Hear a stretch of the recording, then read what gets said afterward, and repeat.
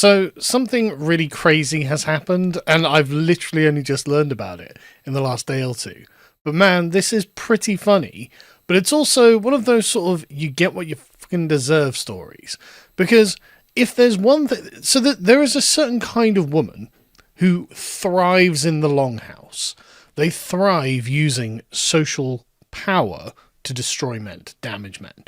And they think that this is a form of self-defense, or at least they lie to themselves and say that it's a form of self-defense. And so this is how the longhouse ends up getting created. The women who will use gossip for control will, if they can, band together and take over a social domain. And this is what the T-app, I guess, is, but I mean, who would use it now? And you'll understand why I say that in a minute. So the parrot's actually on my shoulder for once, by the way, and there are feathers floating around because it's flown around and like little feathers get in your face. I figured out why the parrot doesn't want to sit on my shoulder. The parrot wasn't angry with me. The parrot was angry with my air conditioning unit that sits behind me that I had on.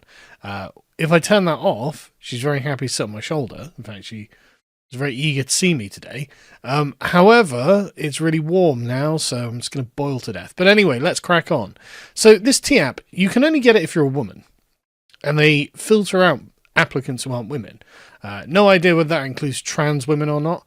But look at how they advertise it. Use T to find verified green flag men, run background checks, identify potential catfish, verify he's not a sex offender, check for criminal history.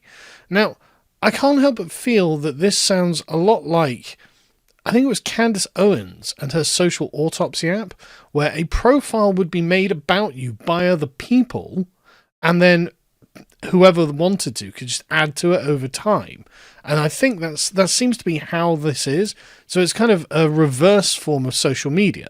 A platform you don't have access to starts putting information you can't curate about you on the internet for other people to essentially maliciously gossip about you at the very best. And at very worst, it seems it could be, well, like a doxing and harassment app. So I'm surprised this is even allowed on the App Store and the Google Play Store, considering the person whose data it carries isn't allowed to use the bloody thing. Like, that seems... I mean, it seems like it would be illegal, right? You're supposed to possess your data. So, I mean, any company, if you email them, they have to give you the data they have on you. But anyway, so this app went viral, and you're not going to be surprised to hear that it turned out to not be a very nice place. There's an article from a woman in the Times who was like, yeah, I went on it, and man, it was a lot more toxic than I expected. 1 million women in the US are slamming past dates for ghosting or lying. This cannot end well. Yeah, I mean, if you've got a bunch of angry women who are so annoyed that they got ghosted or lied to or whatever, they're going to go on an app and obsess about the guy who did it. Yeah, I can imagine it's pretty toxic. Apparently this came out of the sort of concept of the Are We Dating the Same Guy viral Facebook group.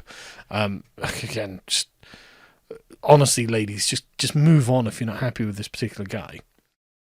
But she points out that it is a dramatically toxic place. Now, understandably, men are not happy about this. The app can expose phone numbers, perform background checks, dig up criminal histories and public records, but it is the Tea Party group chat that's causing the most concern for disgruntled male daters. While the app uses a moderation tool called SafeSip to remove harmful content, men on X are complaining that they're being doxxed. One man laments it's a place where women can tell a one-sided story about men and damage their name without any context or proof, and another worries that about a future destroyed by surveillance by our peers. And that is a genuine concern. I mean, like, is the dating world not bad enough at the moment, rather without allowing the den mothers to take over, like, it's so weird, to turn the entire country into a massive longhouse under the reign of resentful, and I'm not going to spoil the kind of woman who's been using it, but the resentful den mothers. Like, is that actually a good thing? But anyway, the lady got onto it. It takes a while to do this, apparently. So they've got lots of verification. She's got to make sure you are a woman. Again, don't know what their opinion on trans is. You don't have to get inside the T app to feel its toxicity. Screenshots from the app on Reddit reveal some shocking claims from female users. "Avoid this man!" Exclamation mark, says one. "His name is redacted. He has mouth herpes and STDs. He lies to get what he wants and then will ghost you after." Right. So what this is the top 20% of men and the mid-range sort of 50% of women salty. Well, probably not even 50%. Probably the sort of like 4 to 6s who can manage to, when one of these guys is like, "Yeah, okay, I just want to shag," has sex with them, lies to them, and then ghosts them afterwards. This is where these wounded, delusional den mothers go to bitch and moan and try and ruin his life. Right? That's what this is, isn't it? Another man is described as a abusive pathological liar, maniac and victim mentality, loves drama. Hey, you picked him. You were like, "Oh, he's good looking on a dating app." He said yes. He ghosted you, caused a bit of trouble in your life.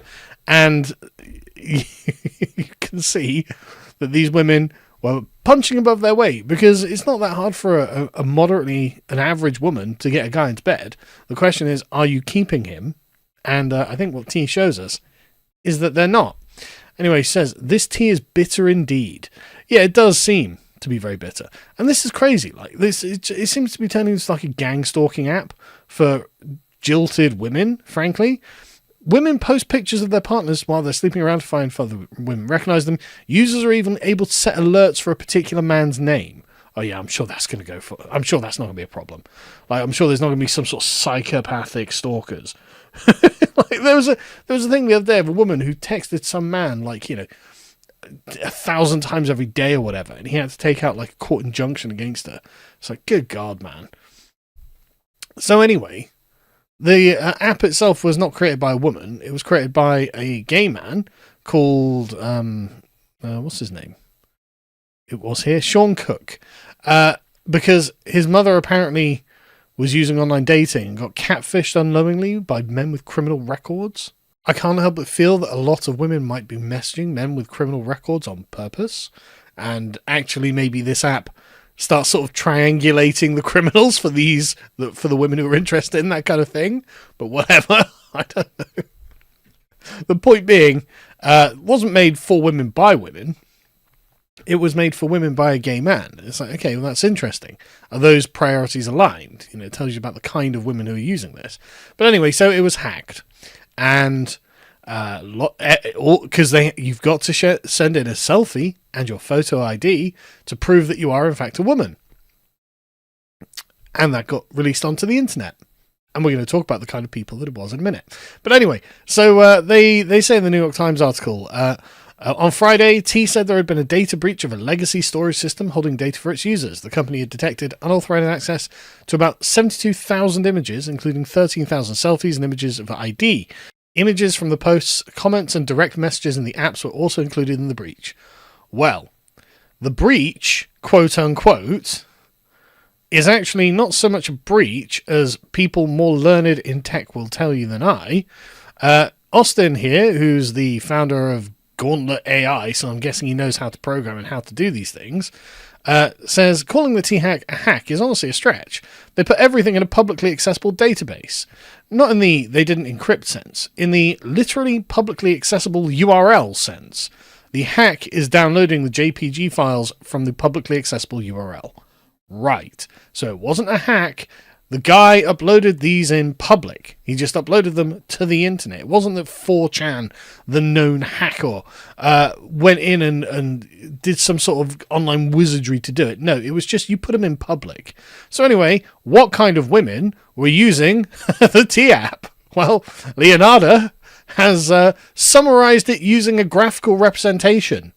It's the she's not interested women. All of them.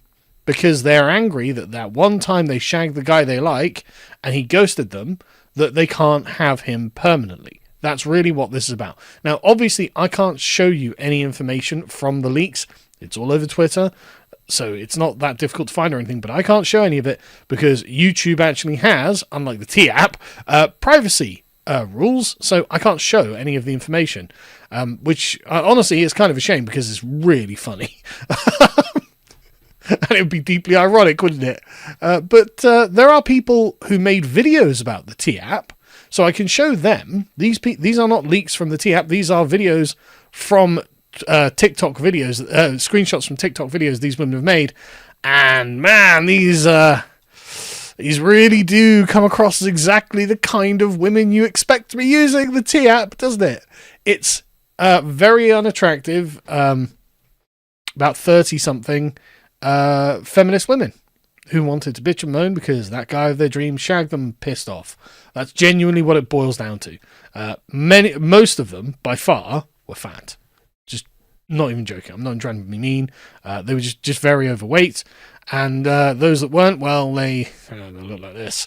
Anyway, apparently the metadata was included with all of the images, so people knew exactly where they were. It's like, okay, great, well done, that's very smart. But the point is, this is the problem, right? Jason here says, I had my picture posted on the T-app without my consent. I filed a copyright publicity complaint via Apple. They looped in the T-devs, warned them, the post has gone in hours. So basically, you have to go and patrol the app yourself.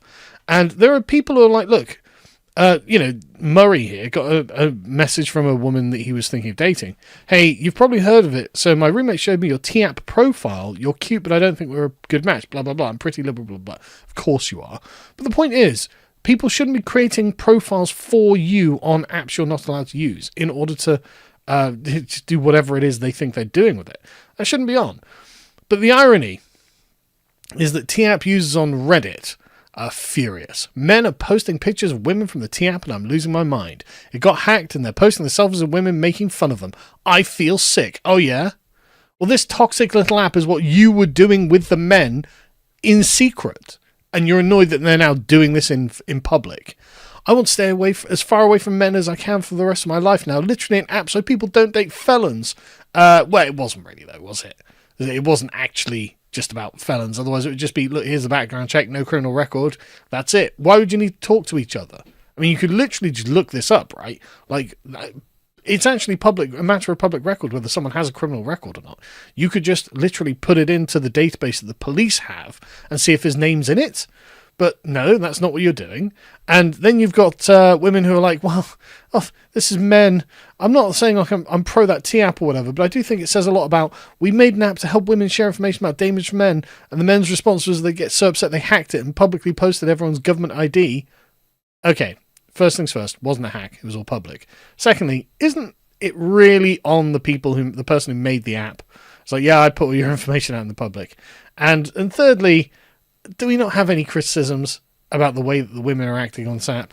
And we really been like, yeah, well, it was just about checking whether they were the felons or not. No, it wasn't. It's about it's about not you personally, obviously. It's about women being salty, that they're trying to date certain guys, and these guys just either don't want to date them or, there's like, whenever you're dating anyone, there's a kind of process that you go through learning the person that they are, because everyone always puts on their best face first, obviously. And that's just part of life. That's just something you have to do. Like, the thing they're upset about is that the Longhouse has been broken up. Like, the Longhouse has been exposed, and sorry, you don't get to just have a Longhouse where you have a, like, social panopticon where you can gossip and ruin people's lives and control society, control relationships through this. That's wrong to have, and you shouldn't have it. And so, I mean, I just don't think men... If you ever meet a woman who's using this T-app, I would definitely not date her. Like, she should be... And I'm not saying this as a form of punishment for her. I'm saying this in order for you to dodge a bullet.